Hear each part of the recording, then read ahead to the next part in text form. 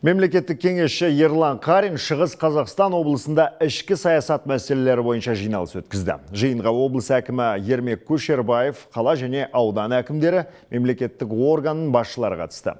Олар азаматтық қоғамды дамыту, ел бірлігін нығайту, ономастикалық жұмысты үйлестіру, жастарды қолдау салаларындағы президент бастамаларын жүзеге асыру барысы және идеологиялық жұмыстың басқа да маңызды бағыттарын талқылады. Сондай-ақ ұлттық құрылтайдың мүшелері жергілікті сарапшылармен жүздесіп, Шығыс Қазақстан облысында жүргізіліп жатқан талдау және зерттеу жұмыстарына қатысты өзекті мәселелерді қозғады. Ерлан Қарин ұлттық құрылтайдың мүшелерімен бірге қоғамдық кеңес өкілдерімен де жүздесті. Іс-шарада мемлекеттік кеңесші президенттің жолдауында мемлекеттік саясат жүргізу ісінде экономикалық реформаларға басымдық берілген атап өтті. Өткізілген кездесулер барысында Ерлан Қарин еліміздің өсіп өркендеуі үшін өндірістік әлеуетімізді толық пайдалануға ықпал ететін жүйелі шаралар қажет екенін айтты. Сондықтан энергия қуатының жаңа көздерін дамыту, атап айтқанда бұл атом электростанциясын салу өте өзекті мәселе екеніне назар аударды.